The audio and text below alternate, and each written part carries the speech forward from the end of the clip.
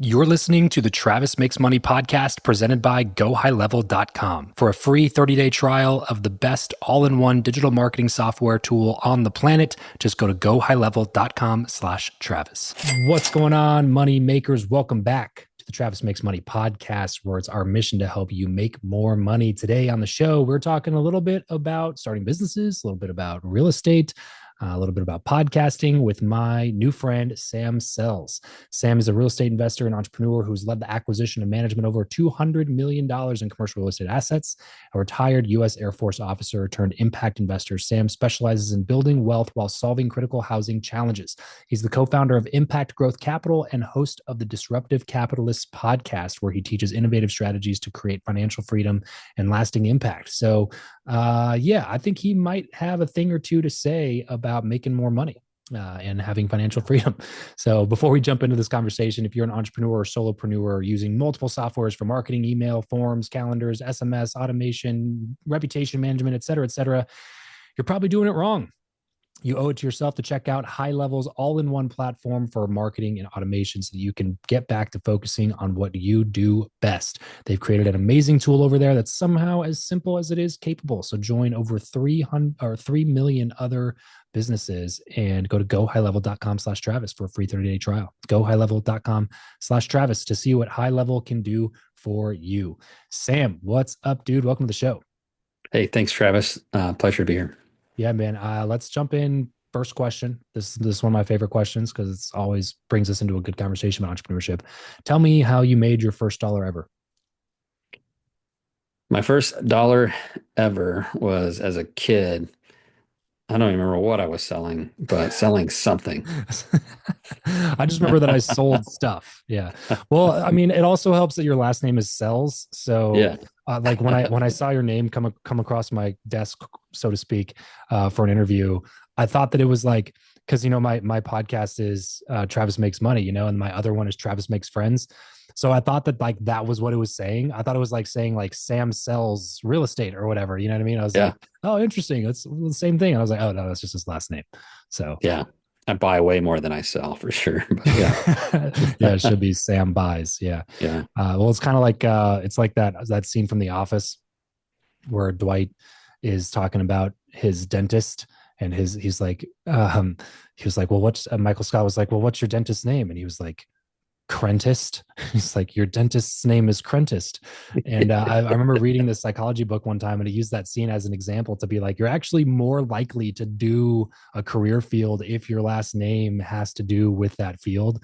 It's like you're like 27% more likely to be in that thing or something like Really. that. So it was a really interesting thing. And that's clearly what you did. Probably not to do Yeah. with your last name, but you were selling something.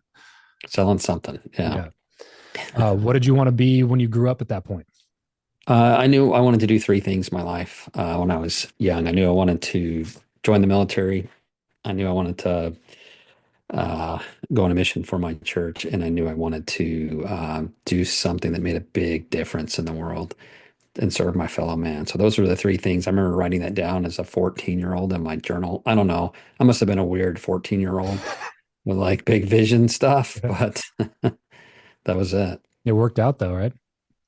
It worked out. So I served my country. I was in the military, and I got to spend about 11 years in global health, traveling around the world, working with foreign militaries, foreign governments, helping them create sustainable healthcare systems, Wow. built hospitals and clinics or healthcare facilities, whatever you want to call them, in West Africa, and done work in Sub-Saharan Africa, Southwest Asia, Southeast Asia, the Pacific, lots of good places, Yeah. Europe. And the mission too, did you end up doing that?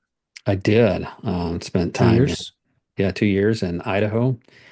Uh, in yeah, Idaho. yeah, in That Idaho. was pretty close to home then, huh? Yeah, I was out of Texas, Okay.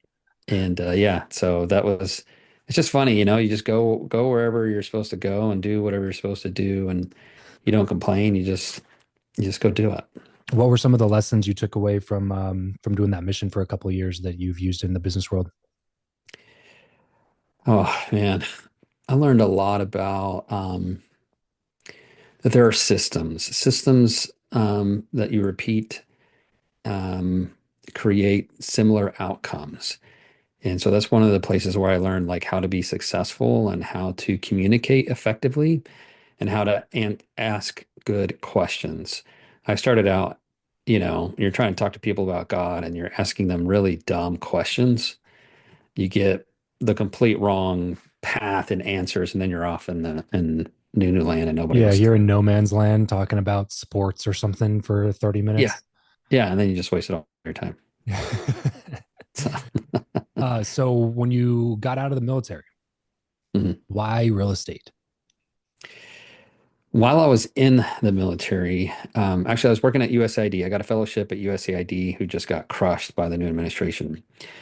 While I was working at USAID, I remember thinking, I was in Chad, in Jamena, Chad, and I was looking at this guy who was pulling his wheelbarrow, and the wheelbarrow had sticks. He probably had 5 feet tall of sticks that he was going to go sell sticks, I mean, twigs. And I just thought, this guy, no matter how hard he works, he's never going to become free. And I thought, what do I need to do to become free? And how can I help as many other people become free as possible? How could And I real help that estate was guy? kind of the answer to the problem for you. It's the only place that I knew where I could create wealth and freedom at the same time, like make a difference, improve people's lives. I, I couldn't invent, a widget. I didn't, paper clips. I don't know how to invent stuff like that. And so, but real estate, like I could figure out. And so that's where we targeted. So even before I left the military, we bought a couple mobile home parks, started making money from that, and then ran out of cash because I had only had 20 grand saved. So that didn't get very far, but we Wait, started hang on, making, hang on, hang on. So yeah, you bought your first deal ever was a mobile home park. it was. Wow. Do you remember the details on that deal? Yeah. So I guess not first deal. So it was the first, I'd flipped homes as we went along, like Oh, okay. that. Yeah. Single family homes. And we had some rentals and stuff like that. Gotcha. Glitz and glamour that they have on HGTV is not true. It's really hard to make money doing that. But you And know if what? yeah. The one part of those shows that to this day like drives me insane is they never factor in the cost to sell the house. Oh yeah. It's never like in their line. It's like we bought this for this much, we put this much into it, and we sold it for this much. The profit is now this. And I was like, yeah, but you forgot like the 8% that like takes your profit and cuts it in half. Like that's egregiously misleading.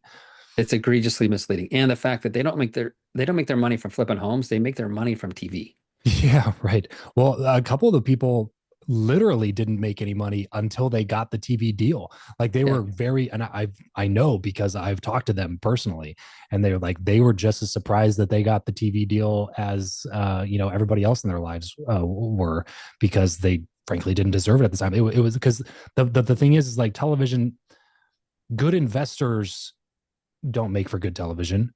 Entertainment makes for good television. Yeah. So they're not searching for like the best investors. They're searching for the most entertaining people. So it doesn't end up being like the best people in the game. It just ends up being people who they can make television out of. And then now some of them do the work once they're on TV to rise extraordinarily in their career. Yeah. The Ryan Serhants of the world, like he'll even tell you like I was a nobody before I got cast on that TV show, but he's like I knew how to play the part, and so I got this role. And he wasn't investing, he was selling, but Mhm. he worked and worked and worked and worked and worked and got better and better and better and better at it, and now is very very proficient at what he does. But yeah, it's really interesting to see that some of these people that were famous for being these genius investors or genius real estate agents or genius whatever, fill in the blank. It's like they actually weren't at the time. They got cast and then they became that later if they got lucky. Incredibly lucky because timing of the market too, the past 10 years, anything you bought, if you held on to for a year or so, it grew in value. Right. Um, until 2021 when the Feds tried to kill everybody in real estate. So Yeah. in 2022. So I my very first mobile home park deal was a 3 unit deal. And then right after that, we did a 42 unit deal that we did on a master lease, which I learned about on YouTube and just replicated it because I'm that crazy guy who watches that stuff and then goes and does it. Yeah. And Go that figure. time, yeah, it worked. And we got probably 110% return of cash that first year. Wow. And So, also so my, break yeah. that down for me. What does that lease look like? So a master lease is essentially you take over the property, the owners still own it, but you control it. You control the income, you control the expenses, and you have some kind of agreement whether they pay the taxes or you pay the taxes. Either way, you are in charge of all the expenses and all the income. Nothing goes to the owner. What I assume there's got to be some sort of language in that agreement for them to not be able to sell it at a certain point, or that something has to be Right. met, or they have to get approval or something. Yeah, you'll pay a lease payment every month. Or in our case, we aggregated it, paid it all up front in the first month, $60,000 for an entire year worth of lease payments. And then they couldn't sell the property for the 12 months that we had it. So Gotcha. during that time, we did the rehabilitation, we fixed up all these units and we leased them out. And the property went from making 5 grand a month total to making 16 grand a month. And we had, 5 grand worth of bills. So we were pulling out 11, $12,000 a month in free cash flow. So what happens at the end of the lease? Well, in this case, we went to close on, so we got a lender to come in and finance it now because now it was financeable. It was profitable park, making a lot of money. It was easy to go to a lender and get a loan. Hmm. We go get a loan. On the day of closing, the seller died. Whoa. Yeah. What happens then? Uh, Fortunately, he had an agreement with a partner who was like a silent partner, but that partner had some managerial right. And so the partner was able to, in a couple of weeks, come in and sign.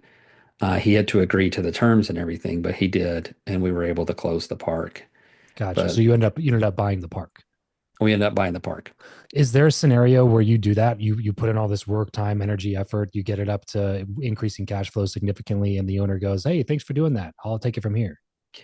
Only if you're dumb or you make a mistake. And that is that you aren't able to go get debt for the property and buy it full outright. Or you didn't set up the lease agreement appropriately in the beginning to give yourself the first right of refusal to buy the property. Got it. So it essentially acts as like a lease to own. Right. It acts as a lease to own, but it has a cutoff date. You have to perform and then you have to get it. Um, Yeah. that's Yeah. why, Yeah. that's why I highly recommend getting a coach or a mentor to help you through these things because they are complicated and you can lose a whole lot of money. Yeah. And that's also kind of the downside of some of those shows, right? Is that they make it look so easy.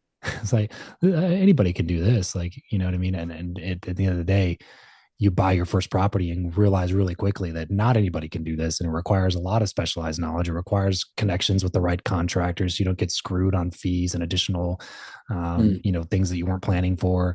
There's a yeah. lot of ways to lose a lot of money in real estate, even though it's one of the oldest and most reliable, dependable, predictable wealth builders out there. It doesn't mean that you don't have to learn a lot.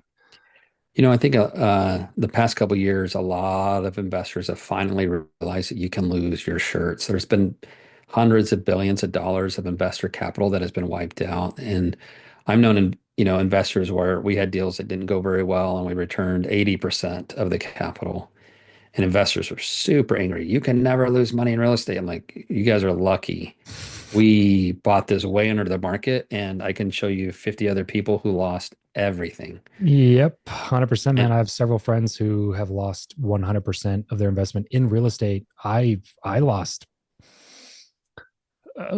time will tell exactly how much, but it's looking like 85% of mhm. investment in a multifamily deal recently, that just was over leveraged, and it wasn't necessarily over leveraged. It was just managed improperly, and then it was over leveraged because of improper management. And then they had and I think what's happening a lot right now, and correct me if I'm wrong because I'm not in this space. I just like to throw some money at certain deals sometimes, and I have a lot of friends who do it, and I interview a ton of people in the space. Mhm. But there's these short-term loans where the bank has, or you have an option to extend the duration of the loan period, Yes. and but the bank has as much right to refuse that option as you have to take that option. And then so they'll just come back and be like, hey, we'll allow you to exercise the option, but instead of having a 6.1% interest rate, you're going to have a 10.2% interest rate. I was like, well, Right. on a $6 million building, that makes the project untenable. There's no more profit. There's no meat on the bone. It decimates the cash flow on the property, and then they're forced to do something drastic. They either have to raise millions more to keep the property, or they're going to have to sell it for a loss if they're lucky. Yeah, it and what's crazy is that the operator sponsor, they could have done everything correct. Right. Everything. They could have filled the property, they could have bought it at a good basis. But when the market's down 30% and your debt's at 70% and you just lost 30%, guess what? 30% just went away. Yeah. The equity. Right. Right. And then you can't, it's really, really hard to refinance now. There's a lot of banks that aren't doing any business. We had a lender who went insolvent or almost insolvent and spent all of our reserves. They took the They money took that you our had money. with them and Yeah. spent it trying to keep from going insolvent. Yeah. They stole our money. So, like, there's some crazy things that have happened out there, and Wow. um, it's just crazy. So, I say it's a full contact sport. Yeah.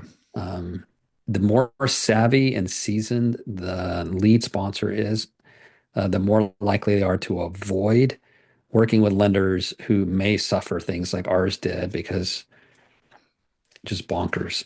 Are there certain things that you're trying to do now to actively avoid those types of situations? Like, are you just Yes. looking at it like, hey, we're not going to leverage over 50% of this deal or something like that? So we are in a completely different space, a space you've probably never heard of. Okay. So the number one, and it came from me trying to drive as much impact and improve society as much as possible while making as much money as possible in real estate. So the number one slumlord in America is America, right? The Public Housing Authority owns 897,600 units across the US. That's 7 times the size of Blackstone. That's crazy. Of Seven those, times the size of Blackstone. 7 times the size of Blackstone. So Wow. I don't know, 3 trillion, 4 trillion worth of real estate. Of those, 267,000 units have failed their inspection last year, a basic HUD level inspection. So HUD failed their own units, 267,000 of them, and humans live in there. But hey, nobody cares because they're minorities and they're poor, That's apparently. insane. A So, third of their portfolio failed their own inspection. and that's with the Biden administration in charge. So you can't blame Trump. All right. It's the administration before him was Trump and Obama. None of them have done anything about it because nobody cares about poor people, despite what they say when they're trying to get elected. Wow. So those 270,000 units have to get replaced. They have to get worked on. So what we are doing is we've engaged with public housing authorities and we are connected with the new HUD administration. Surprisingly, it's like, oh my goodness, we know those guys. I have their phone number. I can call them. Oh, interesting. And so the new HUD secretary, the new commissioner of the FHA, and we're like, look, we're doing these government contract real estate deals where we come in and either rehab the existing public housing or tear it down because it's 1950s disgusting was built in during the war and whatever Yeah, yeah. and rebuild it into a nice, clean, safe place, but make it larger and have mixed income. But it has to stay, the government still has to stay an owner of the project. So it's these public-private partnerships, and the government generates a contract to do the work. So we know what our profits are going in. They guarantee either 100% or 60% of the rents, depending on how we do the project. And yeah, Wow. So they own the asset. they Like, you own it. renovate it out of your own pocket. No, they pay us to renovate it. They pay you to renovate it, and you get a percentage of rents. So check out the capital stack. All right. The capital stack on a regular property is typically made up of 70% of private debt. You go get a bank, a private lender, a shark who hopes you fail and so they can take your property, whomever, right? And then you add in 30% or whatever of private equity, and then you always have to do a little bit extra private equity because you got bills to pay. And so that has how that works. The government will fund 80, 90, 100% of these projects Wow. with bonds, grants, reimbursable grants, light tech equity, tax credits. Some of that stuff is forgivable. It just vanishes after, let's say, 5 years, um, or 7 years, or however long it is. And it just makes for fantastic returns. Yeah, no kidding. Well, the government's taking them basically all the risk. All the risk. And so imagine getting debt today at SOFR or at Treasury. That's insane. No spread. How many people are doing this? Not that many.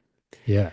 The reason is you could spend like 2 years of purgatory trying to get a bureaucrat at the local housing authority to pay attention to all the slums that they are in charge of and give you the contract. And so one of the things that I do like about the new administration is that they're really anxious to cut tape and cut all the bureaucracy that it takes to get anything done. These are humans. We need to, like, the government should help people. It should be a bounce, a temporary landing place. If you hit hard times, like we should provide some kind of support. Great, but it's become a permanent residence, and they're nasty. They're slums. They're Yeah. full of crime. The people have no hope of getting out of there because the system the system is broken. Yeah. Yeah. So this is done on a local level then. So like if you clearly had some sort of connection or something at at HUD and FHA, are you doing this like across the country? Are you in a localized region? So we're doing it across the country with any public housing authority who is willing to work with us. Not only do we do the buildings, which developers will do, but we also bring nonprofits to support the residents. And then we have a measuring system that helps the residents get out of poverty. And Wow. so the objective is not for them to go get a job at 15 bucks an hour. The objective is to get them to a job that's making 30 or 40 bucks an hour. And that is a system, and it takes a couple of years for them to go through that system. No kidding. That's And like so reskilling. it's reskilling and providing a path. Like people have to see a path to Right. success. When they see a path to success that they can follow, like they do it. Most of the time they do it. Yeah, you gotta have a way out. You have to have a way out. You And know, there's like or none else right now. yeah, you feel like you're just banging your head against the wall if you're going and working a job that's never going to do anything for you. You have no purpose, no reason to go do it. And then the government's subsidizing some of your, living expenses. Like, well, I think I'll just keep doing this thing instead of taking any time to go do anything else because they can't see where the direction is That's or it. And or the like destination. nobody's taught them. There's been nobody has taught them a different path. Yeah. Yeah. Man, that's incredible. You're right. I have not heard about that, which is crazy because I feel like I get maybe 200, 300 pitches a month. I have so many I have to go through in my inbox right now of people who are trying to get booked on the show. And I gotta imagine at least 30% of those are in the real estate space. I talk to a lot of investors doing a lot of different things, a lot of different angles. This is one I have not heard of. Has this been relatively recent for you guys? It's been relatively recent. I just kept thinking like, man, we tear down slums right now on a with private lenders, and private lenders suck with that type of asset class. Like you just can't get good lenders. And Yeah. so it was like, how do we, one, who's the biggest slumlord in America? And then how do we get better lenders that don't steal our money? And that's when we found out that the government's the biggest, and they have these a whole mechanism to do it. They don't do it very often. They don't do it very well. And we're like, well, we need some help from the federal level. And it just so happens that, Scott Turner's good friends and Frank Cassie's good friends. How are you managing these types of construction projects on a national level from a single place? We're seeking national level developers who can handle the load because we have probably 7 or 8 thousand units in the pipeline right now. Wow. 7 or 8 thousand. What would you be? Would you guys be the biggest one that's doing this right now, or are there a couple other people? Nobody is doing it with a full system. They will only do the buildings, but Mm, nobody has the full impact system that helps people get out of poverty. We're the only ones. yeah, I mean, this is a classic example of why I believe entrepreneurship is better suited to solve problems than government work is, and even as it relates to healthcare stuff like that, where I Mhm. every time I have to do something at the doctor, I get irritated with our healthcare system, and I just know that it's the government's not going to be the one to solve the problem. They're not going to be able to step in. There's too much bureaucracy. There's too much red tape. There's too many people that want to cut, that want a piece, and Mhm. they operate from a position of unlimited funds. And Yep. so they throw money at problems thinking it's going to solve it, and it's not going to solve it. It's only going to get more bloated and demand a bigger budget the next year, even though they're not actually solving the problem. So you get entrepreneurs who have this like lean startup mentality, that's built in a way where the people doing the work do have good profit built in. It's not nonprofit work. It's not you going and begging people for money so you can help solve this problem on a national basis. It's you get to make a good profit while also solving a real problem. That is like the basis, the crux of entrepreneurship, and why I think it's so cool. And you guys are tackling it on a national level. So congratulations on the Thank you. success. And it's crazy to know that like you're the biggest one doing that's completely vertically integrated with taking care of multiple aspects of the problem. But that's still, I say only at 78,000 units is a lot of units, but only as compared to the 300,000 that needed to be done. Yeah. There's plenty of meat on the bone there. How can other people potentially get involved in helping solve this problem? We're raising a $300 million fund right now to help us do this. Mm-hmm. It is for profit. The returns look great. You can reach out to me at sam@impactgrowthcap.com, or, um, find me on LinkedIn and reach out and share. We are doing this. We're doing it over and over and over again. Our intent is to help millions of people get out of poverty and to help our investors make a great return in the process. Sam, you're obviously a super busy dude. You got a lot of stuff going on, but you also decided that having a podcast would be a good idea. Why? Just trying to get that message out there that we can do good and do well at the same time. Yeah. Yeah. So the Disruptive Capitalists podcast, go check that out wherever you listen to podcasts. Sam, I really appreciate you coming on the show and sharing a little bit about this with us. Everybody else listening to it, and go check out some of the stuff that Sam's putting out. Impact Growth Capital if you want to invest.